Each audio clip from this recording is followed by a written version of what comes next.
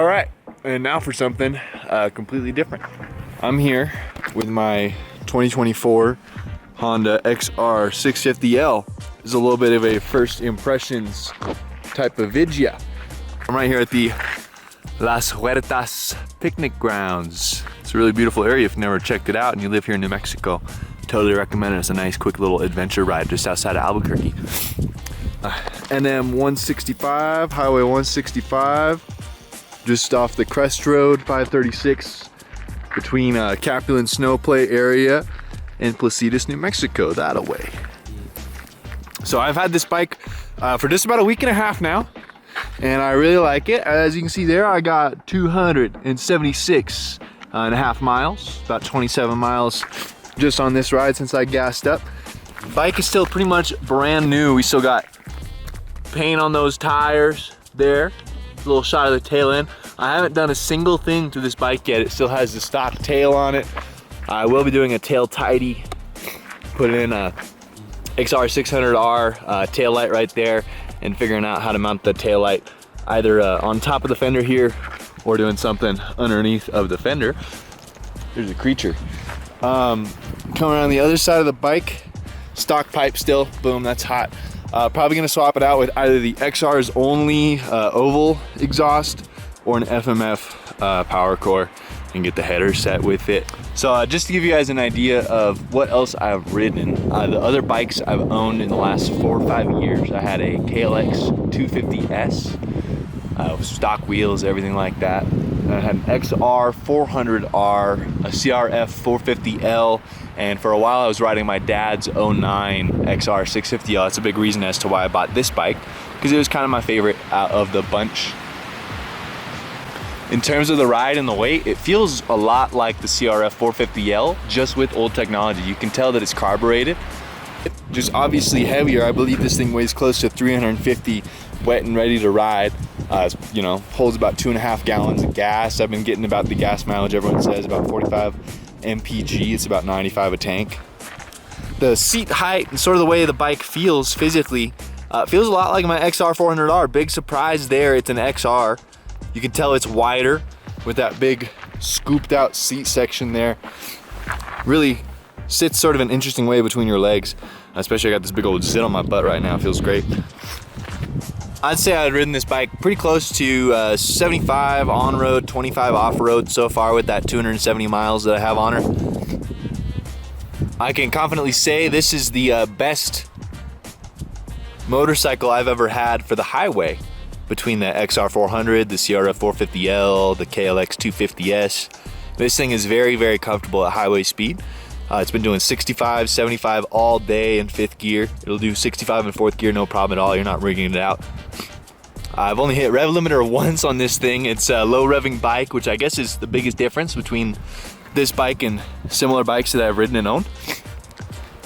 One way to describe that, I suppose, it's a lot gruntier of a bike. It seems like it has a really big chest, a really big throat to it. You know, an XR400 or a Xr650L, it's kind of ring ding ding ding ding ding ding ding, that motocross tune and sound. Whereas this bike has a much throatier you know, sort of thing. Oh, and there goes a venue. He's from Florida. What the fuck is he doing all the way out here? Anyway. It's a really throaty machine. You can really feel that. You want to stay in the low end more than any other bike I've ever had before.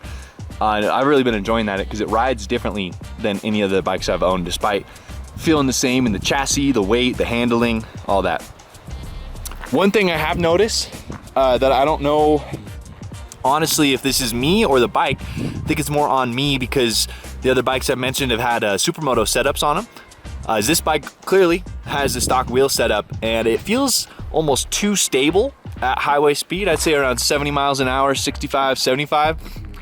You almost feel like you have miniature death wobbles the whole time. I don't really know how to describe it, but the bike really wants to stay upright gyroscopically. So I found it not difficult, but not as rideable in that way as the other motorcycles I've owned. Just a little bit unstable at that highway speed. Now, I think that's more a difference due to the type of bikes I've been riding. With that Supermoto wheelbase setup, I think the large wheel in the front, the 18 in the back, It's giving me a little bit of that feeling. Some other things on the walk around there. You can see the smog. I will be getting rid of the smog eventually. I don't really know what that thing does, but as far as I understand, it's a California emissions installation. I believe it's been on the bike for as long as the bike's been around, you know what I mean, all 30 years. But you're supposed to get a better uncorked feeling if you do remove that smog setup there. And they sell a little cap. You just unbolt those 2 big bolts right there, 1 and 2. You rip it right out, put the cap on, and it's supposed to really open up that top end just a little bit there. That being said, I'll probably be removing the snorkel as well. Snorkel's somewhere underneath the seat right there, open up the airbox a little bit. Thinking about getting the Mikuni TM4 carburetor, but it seems like in all the research I've done, the fitment for that can be a little bit difficult. I wonder if anyone knows, if anyone's installed that, what sort of fitment you have to get. It looks like there's some sort of kit they sell. Xr's only has one.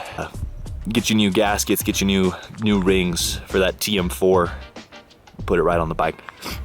I'm not a big fan of things like Dave's Mod, stuff like that. I've never really messed with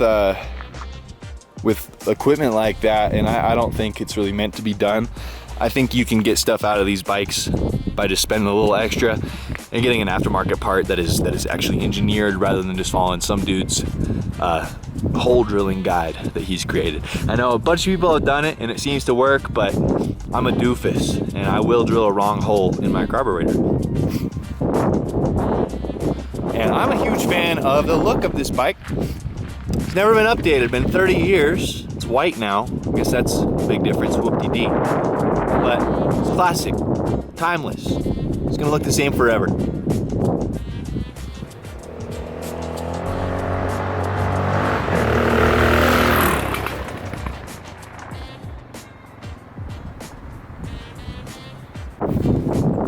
All right, I made it to the top. This is where 165 connects up with 536, the Crest Road, here in New Mexico. I'm in Sandia Park. Just another walk around. I'll do a full 360 over. I just got a few quick clips out there of me riding up that dirt road a little bit. Man, I love this bike. Let me tell you. One thing I didn't mention before, I love this tool pouch.